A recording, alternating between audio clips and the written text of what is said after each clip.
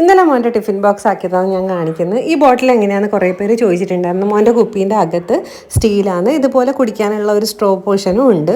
അപ്പോൾ ചൂടുവെള്ളമല്ല, ചൂടാറിയ വെള്ളമാണ് ഞാൻ ഒഴിച്ച് കൊടുക്കൽ. മിൽട്ടൻ്റെ ആണ് ഈ കുപ്പി. ഞാൻ ഇതിൻ്റെ ലിങ്ക് എന്തായാലും ആമസോണിൽ നിന്ന് വാങ്ങുന്ന ലിങ്ക് താഴെ കമൻറ്റ് ബോക്സിൽ പിൻ ചെയ്ത് വെക്കാം. അപ്പോൾ കുറേ പേര് ചോദിച്ചിട്ടുണ്ടായിരുന്നു, അതുകൊണ്ട് ഞാൻ എന്തായാലും കൊടുക്കാം. അപ്പോൾ വെള്ളമാക്കി അതിന് ശേഷം നമ്മൾ ടിഫിൻ ആക്കാൻ വേണ്ടിയിട്ട് ആദ്യം സ്നാക്ക് ബോക്സിലാണ് ഞാൻ ആക്കുന്നത്. 2 ബട്ടർ ബിസ്ക്കറ്റാണ്, ബട്ടർ കുക്കീസ് ഉണ്ടാവില്ലേ, അതാണ് 2 ആക്കി കൊടുക്കുന്നത്. ഇന്ന് രാവിലത്തേക്ക് ഇതന്നെ വേണമെന്ന് മോൻ പറയുന്നുണ്ടായിരുന്നു. അങ്ങനെ 2 ആക്കി കൊടുക്കുന്നുണ്ട്. പിന്നെ എത്ര പേരെ ചോദിക്കുന്നത് എന്തിനാ ഇത്രയും ടിഫിൻ ബോക്സ് എന്ന്. ഇവരെ സ്കൂളിൽ 2 ബ്രേക്ക് ടൈം ഉണ്ട്, പിന്നെ വെയിറ്റിംഗ് ടൈം ഉണ്ട്. വൈകുന്നേരം കുറച്ച് ടൈം വെയിറ്റ് ചെയ്യണം ബസ്സിനായിട്ട്. ആ ടൈം വിശക്കും. അപ്പോൾ നമ്മൾ എന്തായാലും സ്നാക്ക് കൊടുത്തേ പറ്റൂ. അങ്ങനെ ഒരു പഴമാണ് ഞാൻ മറ്റേ സ്നാക്ക് ബോക്സിൽ വെച്ച് കൊടുക്കുന്നത്.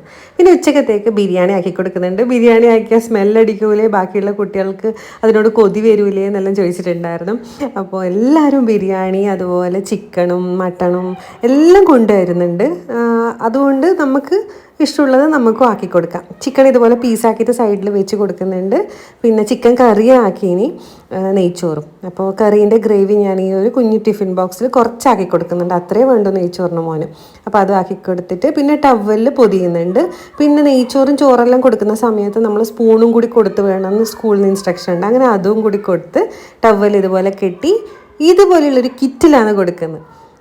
ബാഗിലല്ല, ലഞ്ച് ബോക്സ് വെക്കുന്ന ഒരു കിറ്റിലാണ് ഇത് ഫുള്ളായിട്ട് വെക്കുന്നത്. അപ്പോൾ അത്രയേ ഉള്ളൂ. വീഡിയോ ഇഷ്ടമായിരുന്നെങ്കിൽ ആദ്യമായിട്ട് കാണുന്നവരെ സബ്സ്ക്രൈബ് ചെയ്യാനും സപ്പോർട്ട് ചെയ്യാനും മറക്കണ്ട.